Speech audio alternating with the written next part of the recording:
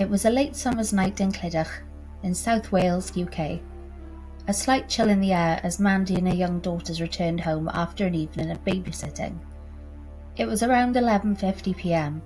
when she unlocked the front door, unaware of the nightmare that awaited them inside their home. Earlier that evening, Doris, Mandy's mother, and the children's grandmother, she had been home. She had been in bed all night, upstairs, resting. But while the family's home appeared quiet and still from the outside, a violent and unimaginable act had already unfolded in the shadows within. Before Mandy and the children's return, a killer had entered the house. 80-year-old Doris was the first to fall victim to the horrifying acts of that night. The intruder had attacked her brutally, wielding a fiberglass pole. Blow after blow struck Doris in the head and face, each impact stripping away any trace of recognition, leaving her unrecognizable. Blood splattered the walls and floor, a silent testimony to the horrific assault that she endured. In the heat of the attack, a light bulb had been shattered, causing the electrical circuit to trip and plunging the room into darkness. The killer, cold and methodical, hadn't missed a beat. Calmly, they had moved through the house, taking a chair from the children's bedroom. They set it in the downstairs bathroom, carefully climbed up and reset the fuse box. The house was illuminated once more, its shadows cast back into the corners where they belonged. Then the killer waited, stood silent, biding time until Mandy and her daughters walked unknowingly into the home. Mandy hadn't even sensed the danger as she closed the door behind her and locked it, sealing their fate. One by one, Mandy and her daughters were killed in the same despicable brutality that their grandmother was. As a final act of sadism, Mandy's body laid still and lifeless, arms covered in defensive wounds, left with a grotesque mockery of intimacy intended to defile the very memory of her. An adult toy left inside of her. The scene spoke of rage, violence, and of a darkness that had swept through this home, with no one spared from unspeakable violence, not even the two young children, whose lifeless bodies laid still close to their mothers. It was down to police to find the person capable of mutilating an entire household, but it wouldn't be easy. Mandy's life was a labyrinth of relationships and secrets, a web where almost every thread seemed to lead to someone with ties to the family. To trace these strands and unravel the tangled connections to reveal the killer would result in one of the most controversial investigations in UK history.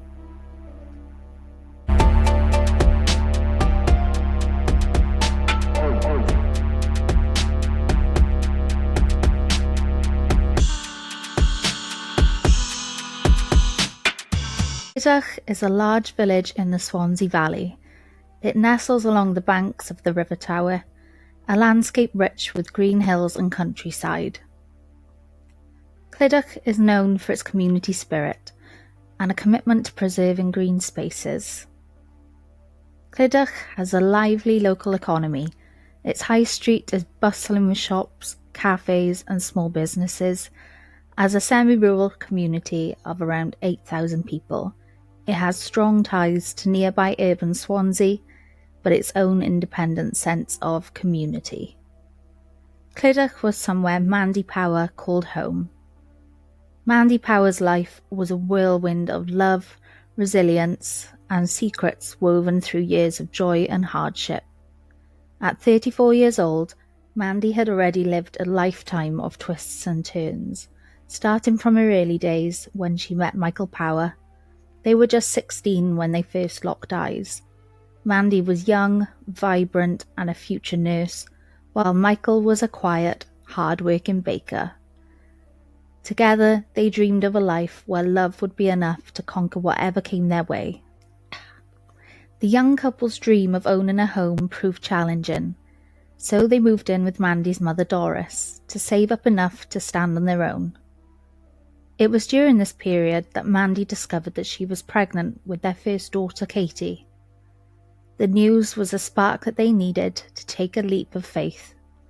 With little money but boundless hope, Mandy and Michael bought a small house to raise their family, and soon their second daughter, Emily, was born. As the years passed, their once happy home saw cracks form beneath the surface. Rumours of infidelity and strain in the marriage began to brew, and eventually Michael made the difficult decision to file for divorce. Though he remained involved in their daughters' lives, he moved out, leaving Mandy alone to juggle her nursing job, raising the girls, and the pressures of keeping up with the bills. When Doris's health began to decline, the solution was clear. Mandy and the girls moved into a new home with their grandmother Doris. Mandy could help care for and keep an eye on Doris's health, living under the same roof with her, and Katie and Emily could provide great company for their grandmother. And also, Mandy's financial burden would be eased, sharing the cost of living with her mother. The family adjusted to the new circumstances over time, living their lives with the comfort of each other's companionship at the end of each day. In 1998, Mandy felt ready to rediscover herself. She joined a local rugby team, hoping to connect with new friends and enjoy a bit more to life than her usual work and caring for her mother. As part of the rugby team, Mandy met a lady named Alison Lewis, former police officer with a black belt in karate. Alison had left her law enforcement career to manage stress and work on her mental health, and in her, Mandy found a kindred spirit. After Mandy hosted a tarot night at her home in a bid to make some new friends, it was from that night that Alison took notice of Mandy. They became friends, and in a short space of time, they grew to be best friends. They had endless fun together and could talk about their lives and struggles in a safe space between them. Mandy and Alison spent more and more time together. Alison would stay over Mandy's house to give her support and give her company while she was going through a hard time, and soon their friendship grew into a romantic relationship. Their love affair had to be kept hidden. Mandy was single, but Alison was married. She was living with her husband Stephen Lewis, and despite the secrecy, they were content to live separate lives. Alison with Stephen, and Mandy with her girls and her mother Doris, with no plans to split up either of the households. Mandy and Alison were keeping their private moments strictly between themselves. Even with her connection to Alison, Mandy's life took another seemingly complicated turn when she started seeing a man named David Morris. David, who's also known as Di, was a builder and a scrap metal dealer. He lived only a short drive away in Swansea, and though their relationship wasn't serious, they enjoyed each other's company, and on occasion they would get intimate. The casual situationship with Di was another secret that Mandy kept closely guarded. Di lived with his girlfriend, Mandy Jewell, who we will call MJ. MJ was one of Mandy's closest friends. Though Mandy and Di kept things casual, they knew that if MJ ever found out, it would devastate her and shatter the friendship between them. So Mandy and Di kept things private, carefully hidden behind polite smiles and casual meetings. It was a tangled web, but somehow life carried on as if everything was simple. Mandy went to work each day as a nurse, caring for her mother and raising her girls. Alison continued her life with her husband, and Di lived with MJ, who remained blissfully unaware of the connections binding them all in a web of secrecy. Despite the secrets, they each carried on, balancing their lives with both duty and desire, until this delicate balance would eventually lead to tragic consequences none of them could foresee. In the early hours of the 27th of June 1999, residents of Kelvin Road in Clydach called emergency services to attend their neighbour's house ablaze in the darkness. Flames roared through the sky with loud crackles and bangs echoing into the night. Fire service attended the scene, determined and undeterred by the flames' heat pressing back at them. Neighbours huddled together, watching in stunned silence as the firefighters fought to save what was left of the home. They pushed through the front door, braving the heat as they moved deeper into the house. The firefighters shouted to each other, their voices muffled by masks and the thick, dark smoke coordinating their efforts to contain the fire and salvage what they could. With the fire finally subsiding, it was time for the police to enter the home, for this wasn't an accidental house fire, nor simply an arson. It was a quadruple homicide. The house was home to Mandy Power, and the 4 bodies found inside were that of Mandy, Katie, Emily, and Doris. And neighbours watched, horrified, as they learned of the passing of all the family members in the home. With their bodies being carried out one by one, onlookers could do nothing but comfort each other over the unbelievably devastating scene. Investigators get to work tracing the family's steps on the 26th of June. They learn Mandy Power and her 2 daughters were out babysitting and returned home at approximately 11:50 p.m. Doris was at home whilst her granddaughters were out with their mum babysitting, and Doris had taken herself to bed before they had all returned home. Investigators agree that Doris must have been killed first. A fiberglass pole was determined to be the murder weapon used on all 4 family members. However, Doris was the only one whose DNA was not found on the pole, suggesting that any trace of her blood on the pole was removed throughout the brutality of the attack on Mandy and her children. Investigators find the broken light bulb in the hallway, consistent with being smashed when coming into contact with the fiberglass pole. A chair from Katie and Emily's bedroom had been moved to the downstairs bathroom, suspectedly to reach the fuse box to flip the switch that had tripped when the light bulb was smashed, restoring the lighting. With Doris laying lifeless in bed, beaten to an unrecognisable degree, the attacker waited patiently for the rest of the family to return home. Investigators believe Mandy walked the children up to bed, but before they could get there, all 3 of them were attacked upstairs.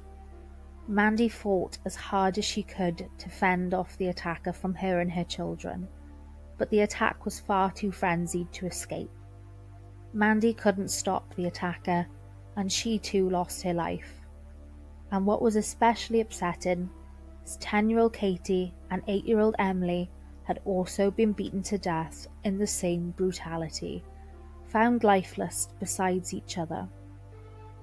4 small fires had been started around the home, presumably to cover up the evidence of what took place after the fact. The case was immediately treated as a planned attack, given the precision with which the killer moved through the home and the evidence that pointed to a premeditated series of events that took place that night. News of the murders reached the local media. The devastation of what took place in the home flooded the community. Residents couldn't believe that something of that nature could happen where they live, that someone could take the lives not only of 2 adults, but of 2 young children. Local news appealed to the public for any information that could help investigators even start to consider potential suspects. They begin to learn who the family were close to. The children's father and Mandy's ex-husband Michael was ruled out as a suspect. Investigators eventually move on to speak with Alison Lewis, Mandy's best friend and secret lover from rugby. Alison couldn't give much insight into who might have committed the murders, and she provided an alibi that she was home with her husband Stephen that night, to which Stephen Lewis confirmed. They were at home together that night. Mandy's other best friend MJ was at home that night with her boyfriend Di, Mandy's other secret lover, and he was able to confirm so too. Police appeals continued. A gold chain was found at the scene, and if anyone could identify who this chain might belong to, they were to contact the police immediately. No strong leads were developing for a while, until a phone call came in from someone claiming to know something suspicious about the days around the murders. They told police that they know of someone confiding in others about his worries of being linked to the murders. A man who fears that he left behind his gold chain after sleeping with Mandy. The clasp on the chain needed a repair, but before the opportunity to have the chain repaired, it had already fallen off, and he worried it had fallen off at Mandy's house. Police prepared to bring this man in for questioning, and the man turned out to be none other than Di Morris, and so Di was arrested. Di Morris informed the police that he had last seen Mandy 2 days before her murder. He claimed that the encounter was a chance meeting in the village, during which he said Mandy had invited him back to her home to engage in intimate relations. Police asked Di if he'd left a gold chain behind. He said no. They advised that during the forensic investigation of the crime scene, a gold chain was found in a pool of blood, and they believed this chain to be a potential link to the killer. Di insisted that the gold chain was not his, and he provided the story of where he was the night of the murders, and he said he was at the pub with MJ. They argued, MJ went home from the pub early, and Di walked home from the pub at around 11:30 p.m. He went home to MJ, and that was that. Nothing else to tell. There wasn't enough evidence to keep Di in custody, so they let him go, and they let him know that they might be back in contact should anything come to light. As the investigation continued, Di grew increasingly anxious. He couldn't stop thinking that the chain that he'd left behind would implicate him in the murders, so he bought a replacement chain to wear, hoping that this would reinforce his denial if questioned further. However, despite his efforts to distance himself, police were receiving too many tips relating to Di on that evening. Di not only confided in people that he'd been having an affair with Mandy, including that he'd left his chain behind at her house, but he had also made a small spectacle of himself at the pub that night that concerned onlookers. Investigators are almost convinced that this guy is involved somehow, but they need to look further into Di's life to see if there's anything that they can come up with to help them determine whether he was involved in the killings or not. They speak to as many people as they could, visiting the pub that Di was drinking in the night of the murders. Pubgoers reported overhearing Di arguing with his girlfriend MJ, overhearing him speak about Mandy in a heated manner. Witnesses at the pub claimed that he seemed really angry and resentful towards Mandy, calling her evil and expressing what some interpreted as hostility towards her. This behaviour raised additional suspicions among the locals, and the community had already begun to gossip, and people were coming forward to tell the authorities what they know. As police dug deeper, they found that Di had a criminal history dating back to age 14, including convictions for assault and burglary. Neighbours of Di and his girlfriend MJ told the police of a turbulent relationship between the two. According to several accounts, Di was known to have a volatile temper and had often been seen arguing with MJ publicly, even screaming threats at her in the street. On one occasion, neighbours reported that he had struck MJ with a shovel, and when they tried to intervene in these arguments, Di allegedly turned his aggression onto them, threatening those who tried to step in. These reports of violence, alongside the chain found at the crime scene and his reported anger towards Mandy, it painted a complex and troubling picture, one that police began to explore more and more as they investigated Di's possible connection to the murders. Di Morris remained steadfast in denying that the gold chain found at the crime scene was his. He repeated his version of events from the night of June 26, 1999, claiming that he had been drinking with his girlfriend MJ at the New Inn pub in Clydach. According to Di, the night had started routinely, but eventually escalated and arguments broke out between him and MJ. Police already knew that the argument had been intense, with raised voices and visible tension between the couple. Witnesses at the pub told police about Di's drug use, and though he denied it, throughout the evening Di had been using amphetamines, a substance that he had a known history of taking, and he had consumed about 8 pints of beer alongside this. He insisted that his anger that night had been directed at MJ and not at Mandy, explaining that any appearance of hostility towards Mandy was just a misunderstanding of the argument that he'd had with MJ. Di claimed that after wandering the streets for hours, he ended up in Swansea at around 3 a.m, at which point MJ let him into the house. However, MJ's account to the police conflicted with Di's version. She told investigators that he had returned home between 10 and 11 p.m, and he had let himself in without needing her to open the door. Neither account added up.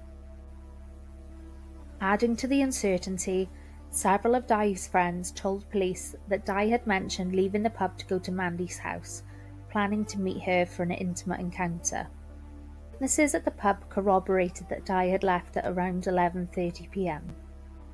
There were, however, inconsistencies between Di's account, MJ's statement, and the reports from witnesses, and this only deepened police's suspicion, casting doubt on Di's alibi for the night of June 26th. They believed that they had found the killer.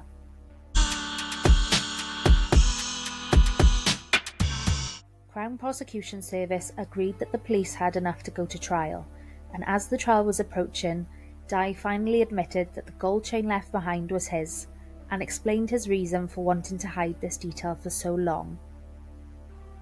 During the trial, the prosecution argued that Di left the New Inn in Clydach at 11:30 p.m, walked the 13-minute walk to Mandy's house in Kelvin Road, murdered Doris while she was upstairs in bed, fixed the fuse box downstairs, and then waited upstairs for Mandy and the children to arrive home at 11:50 p.m. He then murdered Mandy and the children, set small fires around the house in an attempt to cover the evidence, and his gold chain came off during the attack as Mandy was found with defensive wounds. She could have pulled the chain when trying to fend Di off. It was revealed in court that Mandy had been dragged into the bathroom in a supposed attempt to clean her, and the adult toy left inserted in her body.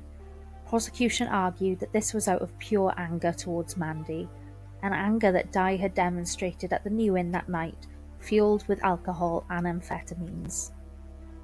Defence argued that it was nearly impossible for Di to have carried out all of those acts in the short time span of arriving to Mandy's.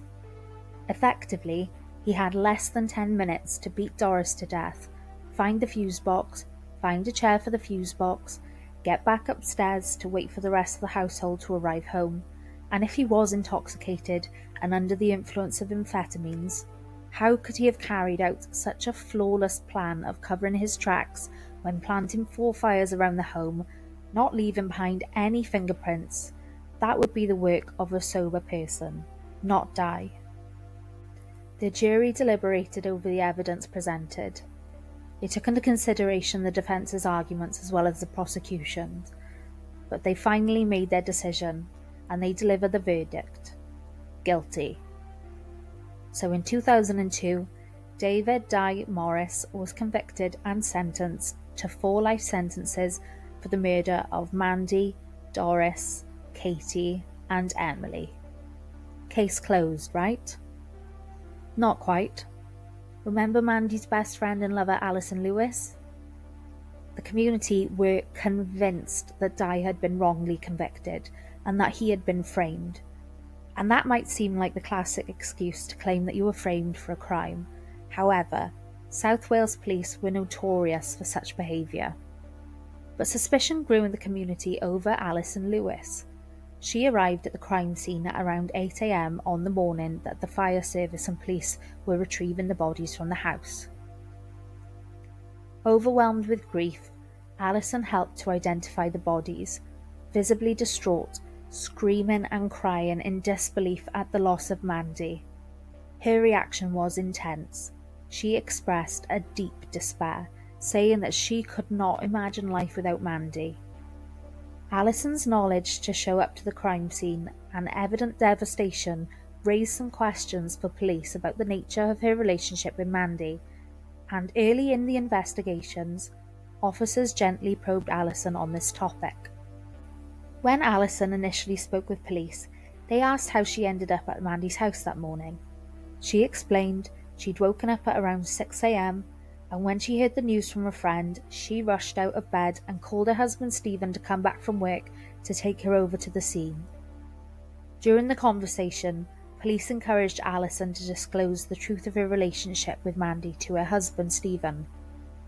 Police made it clear that if Alison did not reveal the affair, they would have to do so themselves.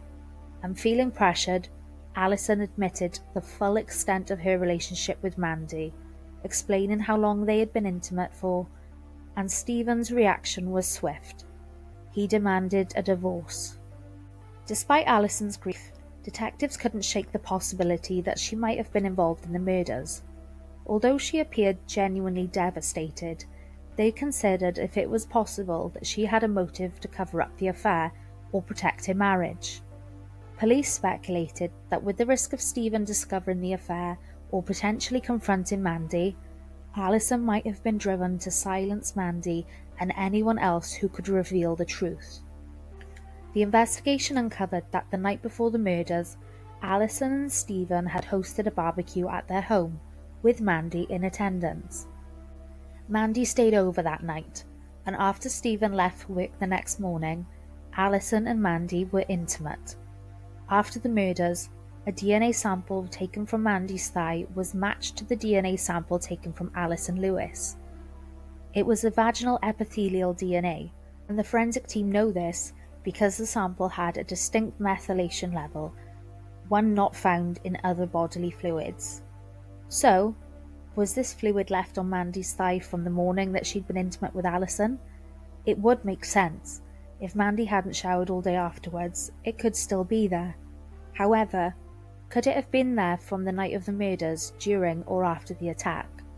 An adult toy was inserted into Mandy after her death, and there was a suggested attempt to clean her off in the bathroom post-death.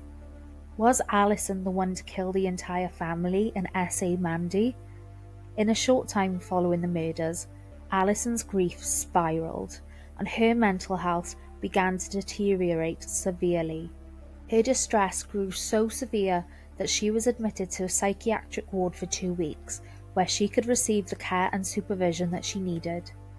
During this time, police were unable to question Alison further, as health professionals prioritised her mental well-being over law enforcement's access to her. Nevertheless, officers remained stationed at the hospital, ready to intervene if Alison attempted to leave. Although they waited for her release from care, the investigation continued to focus on Alison's possible motives and her role in Mandy's life. Neighbours of Mandy told police that Alison had arrived at the scene at around 6 a.m. that morning, 2 hours earlier than what Alison had claimed, and they described her as being freshly showered. She smelled nice and she looked fresh. But investigators had more to unpack with Alison. Alison was married to Stephen Lewis, and Stephen Lewis was an active police officer just a town over in Neath, and Stephen Lewis has a twin brother named Stuart Lewis, and Stuart Lewis was an active police officer in Swansea. Clydach is neatly positioned between these two towns. Stuart Lewis, Alison's brother-in-law, was serving as an acting inspector and was on duty the night of the murders. He was the most senior officer to arrive at the crime scene, but according to reports, he only stayed for 10 minutes before leaving. Crucially, he failed to properly secure or preserve the crime scene, which raised questions about the investigation's initial handling. Adding to the unusual circumstances, Stuart's logbook from that night later went missing. Additionally, he did not complete his pocketbook notes regarding his actions that night until the following Monday, a delay that contradicted standard police protocol. Eyewitnesses further complicated the timeline, as several claimed that they had seen either Stephen or Stuart near the house before the murders took place. The fact was that Stuart Lewis, the first senior officer to arrive at the murder scene, shared a striking resemblance to a photo fit of a suspect reportedly seen in the area around the time of the killings.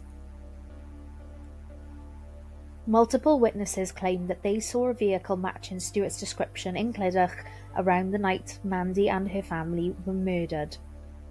As investigations unfolded, DNA evidence emerged that challenged the narrative. Scientists found traces of DNA from an unknown man on the murder weapon, on 2 matches used to start fires at the scene, and on the clothes that Mandy was wearing when she was killed. Male DNA was detected on Mandy's watch, a gift from Alison Lewis, which had been placed on her wrist post-death by the killer. Notably, none of this DNA was a match to Di Morris, who had already been convicted, and no forensic evidence tying him to the crime was presented at this trial. This crucial DNA evidence was not discussed in court.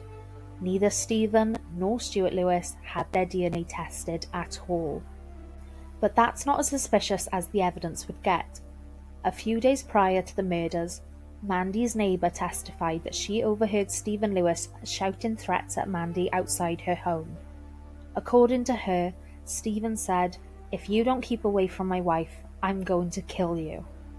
When questioned by police, Stephen initially denied that the incident ever happened, but later admitted that he had told Mandy to stay away from his wife Alison, and he claimed it was a drunken joke between him and Alison that they later laughed about.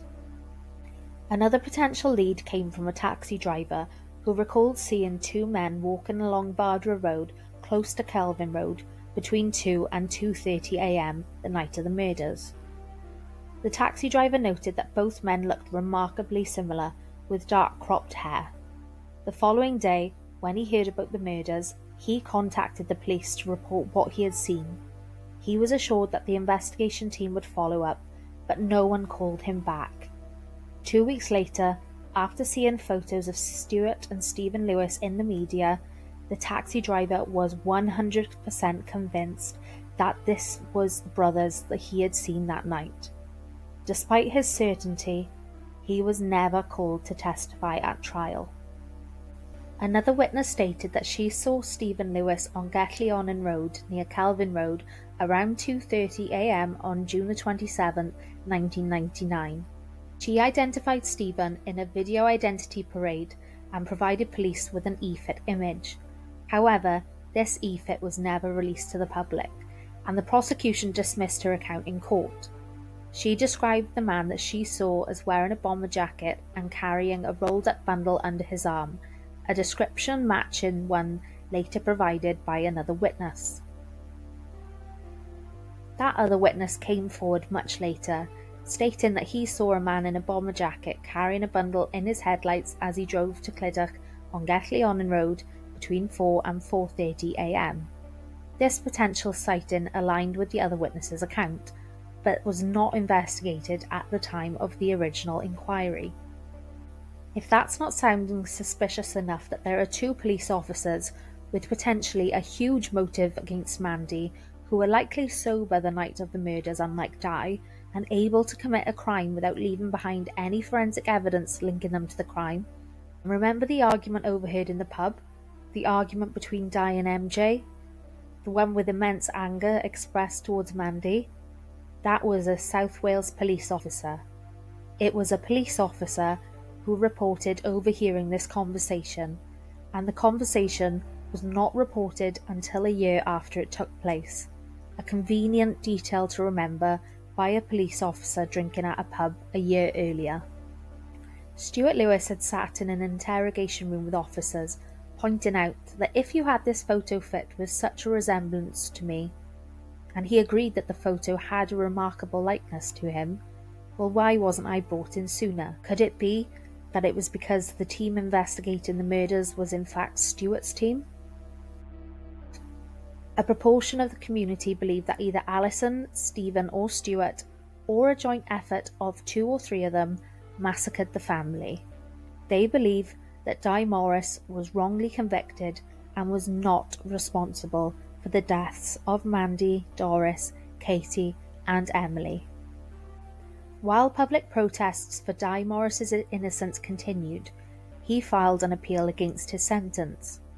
His lawyers argued that the trial should have been dismissed due to the compromised integrity of the investigation, particularly concerning actions by Acting Inspector Stuart Lewis.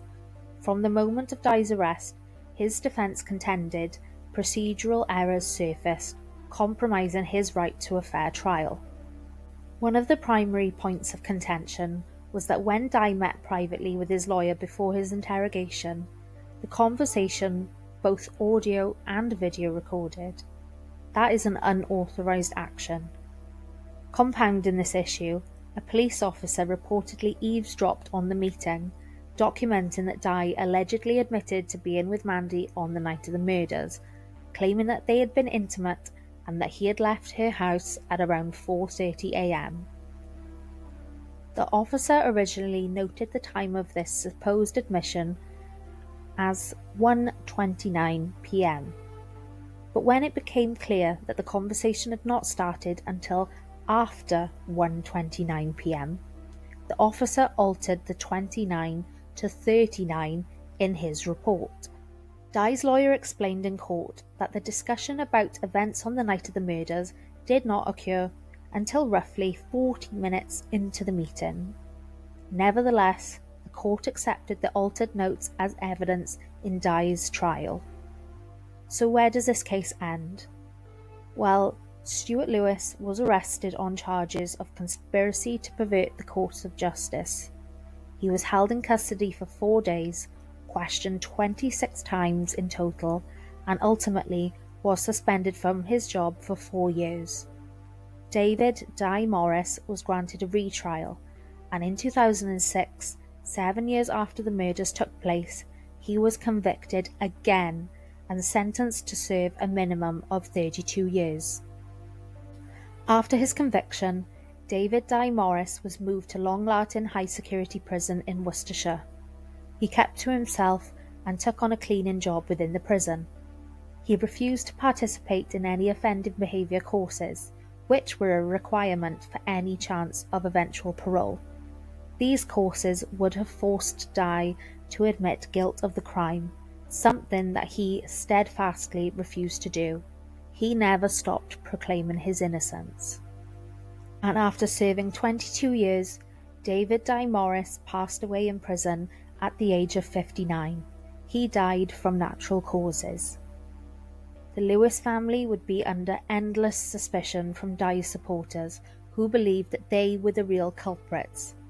They faced relentless harassment and threats in the community. The strain was so intense that the family struggled to appear in public, fearing hostile encounters from those who opposed the conviction. Dye Morris's family remained active in protesting his conviction, speaking out in the media about their belief in his innocence and the unjust outcome of his trial. They would not stop until the real culprit was in prison. The family of Mandy, Doris, Katie and Emily made public appeals for the protests to cease, for people to just let it go and let them move on, wishing to put the painful chapter behind them. Even to this day, the case continues to polarise the community around Clydach and Swansea. The tragic murders have left a legacy of deep division between community members, and people to this day question what happened that fateful night.